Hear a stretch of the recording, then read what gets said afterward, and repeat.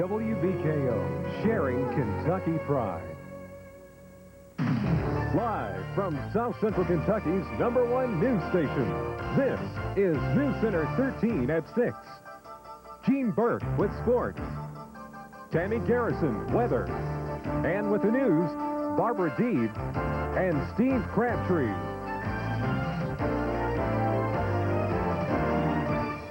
Good evening. The possibility of major road improvements for an area county was announced today by the Kentucky Transportation Secretary. We'll have more on that story a little bit later.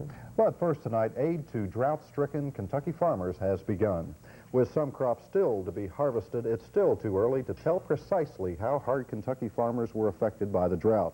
But as drought assistance applications continue to pour in at the ASCS offices, early indications show crop damage heavy. Rick Hightower takes a look.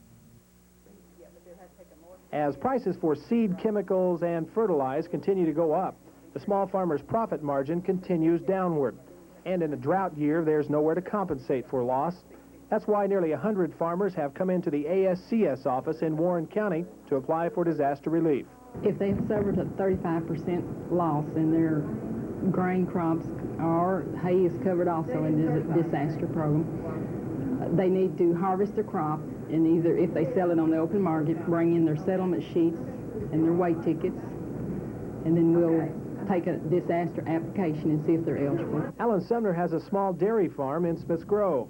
He says during the hot days of '88, his milk production was down 5 to 10 pounds per cow per day, while his feed prices went up 3 cents per pound in only a 30-day period. Our production and feed was way off. Our alfalfa hay is off approximately 50%.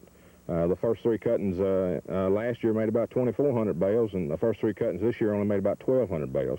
And that's 1,200 bales that are lost that you can't regain. Probably the hardest hit crop in Kentucky, corn, is not only smaller this year, but is deformed, and much is infected with aflatoxin. Last year, the corn in this field looked much like this, and farmers say it netted about 115 bushels per acre, not bad. This year, they say it will look more like this and bring about 35 to 40 bushels per acre. Drought disaster meetings have been set up to explain in detail how relief funds will be administered. The meetings will be held at the Richardsville School October 11th, the WKU Expo Center the 12th, and at Warren East High School October 13th. It will not be until harvest is complete that a full assessment of crop damage will be known. I'm Rick Hightower, News Center 13, Warren County. The first case of a child under the age of 13 with AIDS has been reported to state health authorities. State health officials declined to discuss specifics of the child's case, but said they were not surprised. As of 1982, a total of 184 cases of AIDS have been reported in Kentucky. Now, of that number, 69 AIDS patients are still alive. While only 1 child under the age of 13 has been diagnosed as having AIDS, state health officials say over a dozen have been reported to have been infected with the HIV virus that causes the deadly disease. With area schools out for the day, some teachers were still in the classroom. Delegates from local education associations met at Western Kentucky University to discuss issues facing them. The focus was no surprise. The gathering was centered around the recent increase in the cost of health care for state employees. Leaders say the governor refuses to meet with teachers to discuss the issue. No, it's not friendly, and never has been. The governor refused to even come talk to us when he was campaigning for the primary election, and is still refusing to even meet with our president to discuss his health insurance, as an example. Campbell says teachers in some 66 Kentucky counties have no choice for insurance coverage, and the teachers in rural counties are being discriminated against when only hospitals in metropolitan areas are absorbing deductibles and lowering co-payments. Probably the best thing they could do would be to write the governor and tell him, encourage him to include some funding in his calls for special sessions to resolve this health insurance crisis for teachers and public employees in the state. Teachers in eastern Kentucky's Perry County are planning a one-day walkout later this month in protest of the higher health care costs. The issue of discipline in our schools. Where is the line drawn between adequate punishment and abuse? That's the question being raised by the family of a Simpson County elementary school student. Our Grant Rampey has the report. On September 14th, 8-year-old William Carter was allegedly beaten by Simpson Elementary principal Lowell Hammers. Mother Betty Carter says her son received bruises on his buttocks after a disciplinary meeting with Hammers. I said, well, son, did anything happen besides your push-ups? He said, yes. He pulled his pants down. I couldn't believe what I saw. Both sides of his little buttock, they was just practically black. He said, this is what the principal done to me. Carter showed us pictures of her son taken by a Franklin Simpson County Social Services official. The photographs do, in fact, reveal bruises. From a whipping like that and the pictures we got, that wasn't just a spanking for an 8-year-old, that was a beating for an 8-year-old. You don't put bruises on a child like that by accident. Accidents don't make a bruise that bad. We tried to contact Principal Hammers throughout the day. He could not be reached for comment. Neither Carter or her family members have retained the services of an attorney. They say they're waiting. Betty Carter says she's approaching the media to highlight her son's predicament in the hopes it won't happen again. But I can't do it alone. I'm just one woman. But it's my son that this has happened to. I do not want to see it or hear it from someone else that it has happened to their child. Hammers has been served a criminal summons to appear in Simpson District Court on November 3rd to answer the charges. Grant Rampey, News Center 13, Franklin. And just after that story was filed, we were able to contact Simpson Elementary Principal Lowell Hammers at his home. Hammers said he had broken no rule in using corporal punishment since it is permissible in Kentucky school systems. Hammers called the situation an unfortunate circumstance. We'll take a break now, but when we come back, the State Court of Appeals makes a controversial ruling in favor of state and local employees. We'll have details. And Glasgow Bureau Chief Charlie Wynnum was at today's announcement of some better traveling for residents of one area county. We'll have more Kentucky news just ahead. Stay here.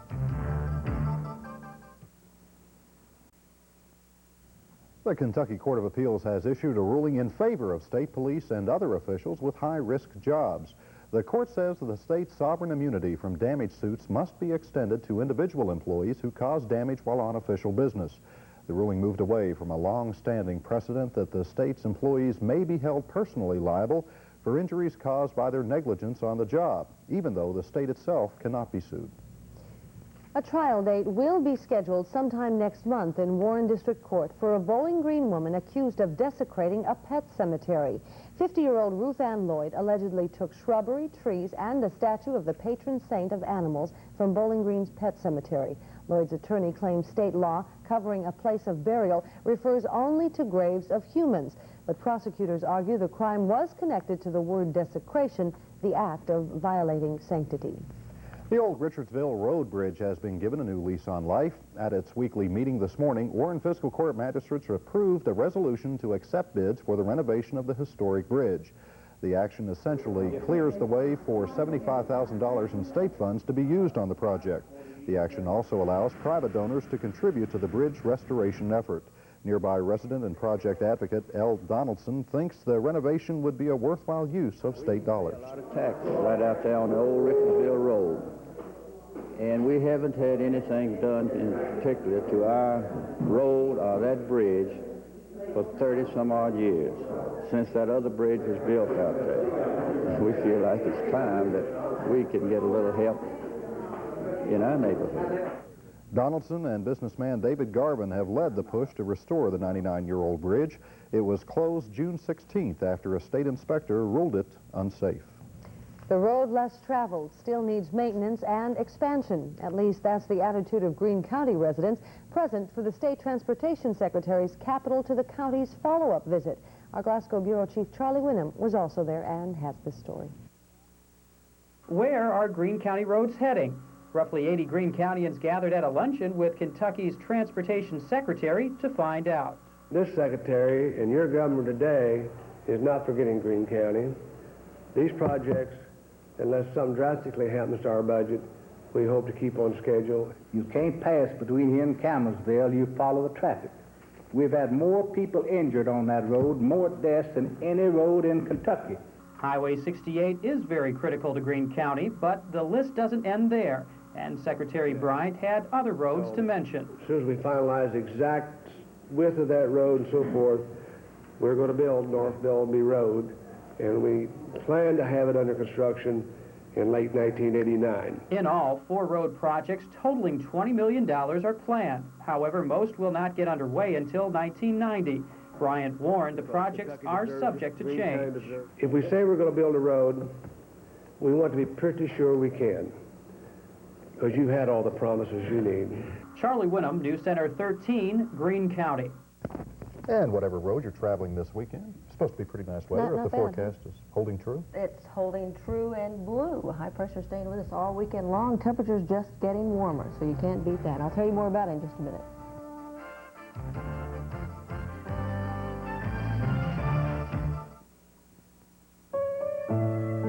And this is Monty when he was 4. The year he traded his little sister for the neighbor's dog. And at 12? When he traded our car for a used bike. He still owes us for that one. Hey, folks, I'll make up for that. Listen to this. Enjoy Bonanza's Kansas City bone-in strip, specially priced at only $5.99. Includes your choice of potato and all you can eat from the ever-changing fabulous Fresh-Tastics food bar. How about we all go to Bonanza? We don't have a car. Remember? The Kroger Cost Cutter scissors stand for something very special. They're a symbol of our commitment to save you more every day. So when you see our Cost Cutter scissors throughout the store, that's your sign for extra low prices on hundreds of your favorite products. Kroger cuts your costs every week in every department through the buying power of over 1,000 stores. We buy more, so you save more, right where it really counts. See the difference Cost Cutters make. Go Krogering. Well, everybody's different. There's really no one plan or program that can fit them all. And so you work with them one-on-one, setting goals they can reach, and finding ways to reach them. It requires extra effort for them, and for me. But when it all starts to add up, well, some rewards you just can't measure. The Cumberland feels the same way about banking. And besides a beautiful forecast, I've got a little quiz for you tonight, which we'll get into in just a few minutes. Currently in Bowling Green, we do have, well, we'll get to that in just a second. I wanted to show you 3 pumpkins first. Instead of 3 men rub-a-dub in a tub, we've got, well, I guess it's 4 pumpkins. They've multiplied since a few hours. 4 pumpkins sitting on a bale of hay here in Bowling Green, of course, commemorating Halloween, which will come up at the end of the month. Nice day to go out and view pumpkins. Clear skies right now. 61 degrees, winds out of the north at 8, 40% humidity, and the barometer rising 30.40 inches of mercury. Now, our overall high today only up to 63, about 11 degrees off of the normal high of 74, but I'm not complaining. 41 this morning, about 8 degrees off the normal low of 49, so we're getting closer to seasonable temperatures. No rain in the past 24 hours, and the sunrise tomorrow morning will be later than yesterday, 6:47 in the morning, and it will set at 6:17 in the evening. Here is your weather trivia question for the day. What month do the fewest thunderstorms occur? At the end of the forecast, we'll see if you know the answer, but I will give you one little hint. It's the opposite of when the most occur, if you know when that is. Well, we'll go on to our current conditions around the state. 61 in Louisville, here at home, and in Owensboro.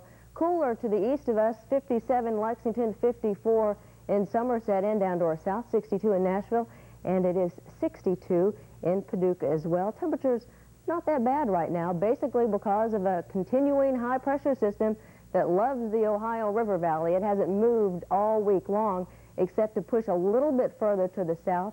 Over the next few days, we do anticipate that it will go further to the south and the east. But what I'm looking at is this upper level disturbance through the Central Plains that's creating some showers, and just the fact that this high pressure is rotating around and the low pressure system rotating the opposite way will skirt some of those showers, not the showers, but the clouds into our area tonight, creating just fair skies and keeping our temperatures from dipping down too low. Now, some of the precipitation associated with that you can see through Oklahoma and parts of New Mexico, but the biggest concentration of showers is to our northeast, and that's where it's going to stay for our weekend. Our lows tonight dipping down almost into the 30s, but I don't think so. I believe that they're going to hold true into the lower 40s.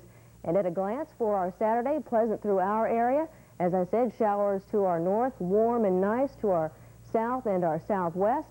And our highs tomorrow will be pleasant, I believe, up into the 60s. What about that weather trivia answer? I'll tell you in just a minute. First, the forecast. Tonight, a low down to 42. Mostly clear skies. I do expect to see a few drifting of clouds here and there. Cool, 42 for tomorrow, our Saturday. Mostly sunny. And the high around 66, partly cloudy by tomorrow evening because of that disturbance we were talking about, the low to 44. And the 4-day outlook after that, we can look for partly cloudy skies on Sunday and Monday, sunny and warmer as we get into the middle of the work week next week. And what about the answer to our trivia question? December. How many of you knew that? December. Steve, I have to admit. You said December. December, that's it. And then, of course, July and August is usually when we get our most precipitation. So you mean April showers? That's not true? Not really. Don't rain on my parade, huh? I just don't remember the thundering when Santa Claus came down the chimney. This is true. So I guess December. December is suppose. right. Good guess. Good guess. You get 100 for and the I can day. sleep tonight now that I know that. Thanks, Tammy. An expected multi-billion-dollar offer by company managers to buy the nation's largest hospital operator will apparently be rejected. That according to outside directors of the Hospital Corporation of America. The directors, set up as a special committee to review the anticipated offers, say they will, however, consider any proposal that management or others might make. Analysts say that apparently seems to put HCA on the market for the highest bidder. The announcement follows a mid-September statement by the company management that management expected to propose a $47 a share leveraged buyout of HCA. You know, many people welcome their retirement years, but there are some individuals who wouldn't mind working for a lifetime. Well, this week on Neighbors, Melanie Johnson visits with one Kentucky woman who leave her job with fond memories spanning more than a decade. This segment of Neighbors is brought to you by Halchins.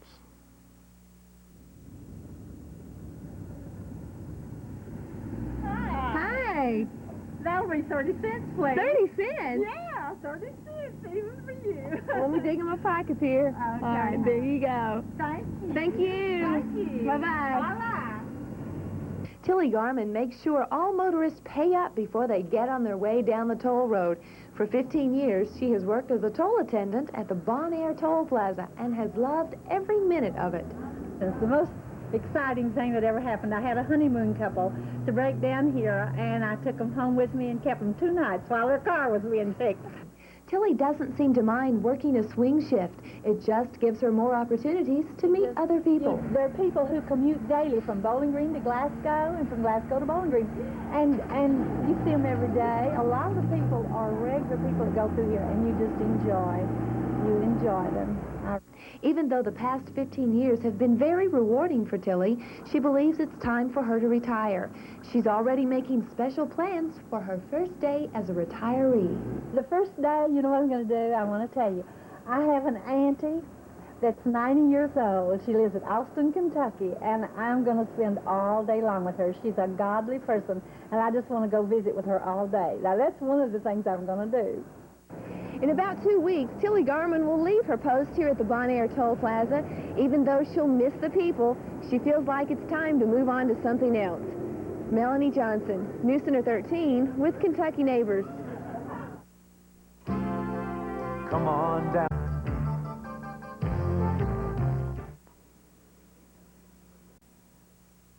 But now that you mention it, we might have something there. We'll pursue that Possibly, later. yes, but the saga Gene has joined continues, right, and he's got another chapter in the Tyson. Yeah, that's right. Some would say it was only a matter of time. Actress Robin Givens hired an attorney today to file for divorce from heavyweight champion Michael Tyson. Givens is citing irreconcilable differences. Last week on ABC's 2020, she told Barbara Walters and the nation for that matter that Tyson had become a frightening person to live with.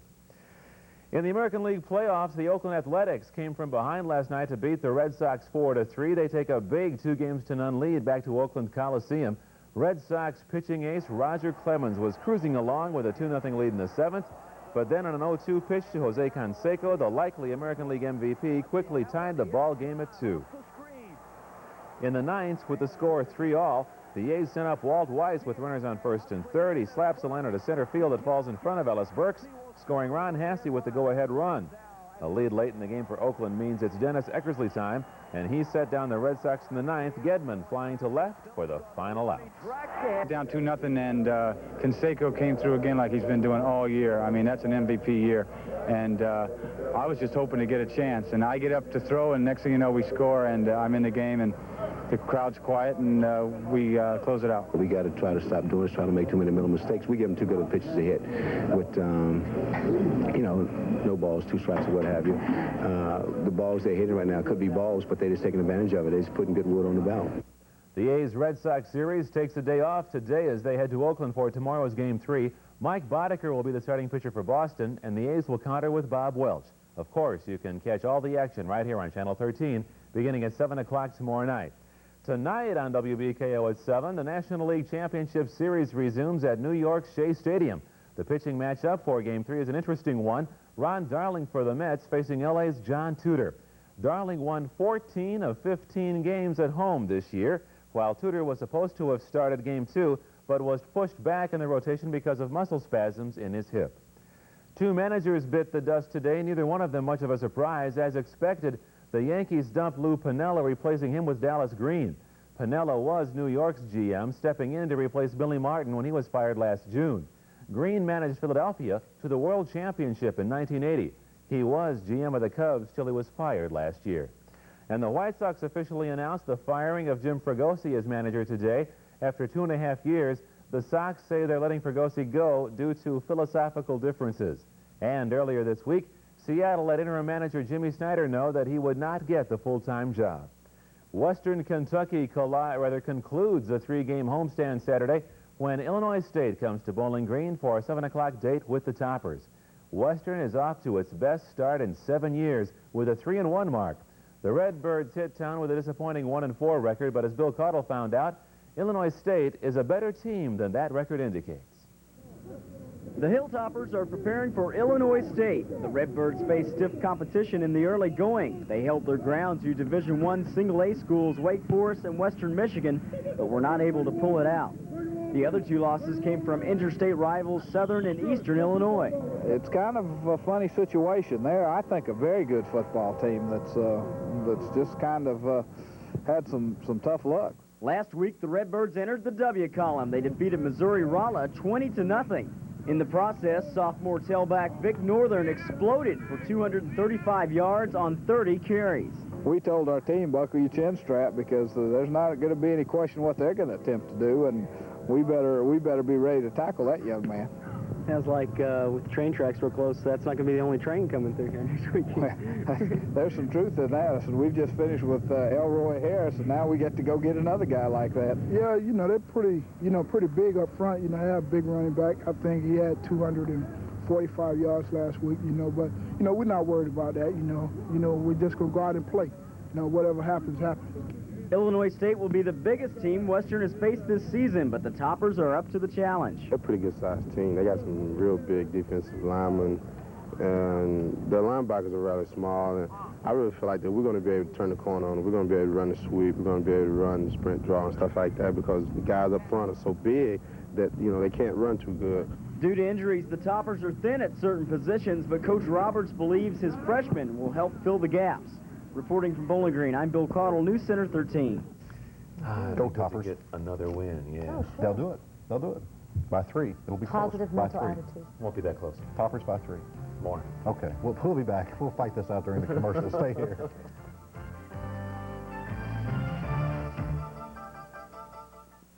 The Martin Automotive Group presents Moonlight Madness. This Friday night from 4 until 11, new car payment from $99 per month. Discounts on remaining 88s up to $10,000. Get an 88 Oldsmobile Cutlass Supreme only $11,995. 88 Cadillacs from only $18,795. Prices on all used cars will be cut to rock bottom. And get GMAC on-the-spot financing and delivery with no money down. It's all happening this Friday night from 4 until 11 at the Moonlight Madness sale. Nowhere else but Martin Automotive Group, Scottsville Road, Bowling Green. Don't miss it. At Computer Market, we sell success, your success. The key is providing you with professional training and support. Camping World needed a more efficient and cost-effective way to produce their marketing literature. After working with Computer Market, they installed a Macintosh desktop publishing system. Now they don't have to depend on out-of-town agencies to create their flyers, newsletters, and direct mail pieces, plus they also have more control over their own work. Anybody can sell you a computer, but if you need desktop publishing, Computer Market can sell you success. Contact Computer Market on the Square in downtown Bowling Green. I, George Herbert Walker Bush.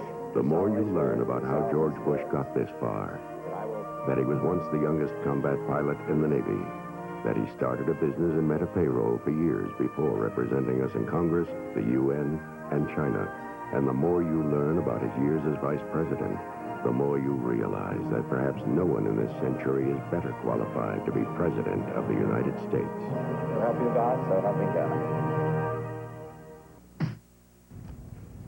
Okay, now we have that hashed out. Let's get to the weather. That's right, that's right. I don't think we have to hash this out. Low to 42 tonight, mostly clear skies, and tomorrow mostly sunny. And looking ahead, the high around 66, and tomorrow night the low around 44. And also tonight at 10, I'll have game time temperature for tomorrow's Hilltopper versus Redbirds game. Barbara? Ready to plan next summer's vacation? Well, keep in mind that more and more people are bypassing fun in the sun for rugged adventure. We'll have more on that story tonight on News Center 13 following National League Baseball action. Gene? For the second straight night, Kentucky high school football commands center stage. We'll have area scores and highlights on News Center 13 tonight. See? Great football weather. I love it. Yeah. The ball's in the air and footballs are flying everywhere, and the Toppers are going to win tomorrow. But by 3. Thanks so much for joining us all this week at 6. Your next look at Kentucky news, weather, and sports affecting you at 10 o'clock. Have a good evening. The Wheel of Fortune is next. Keep well.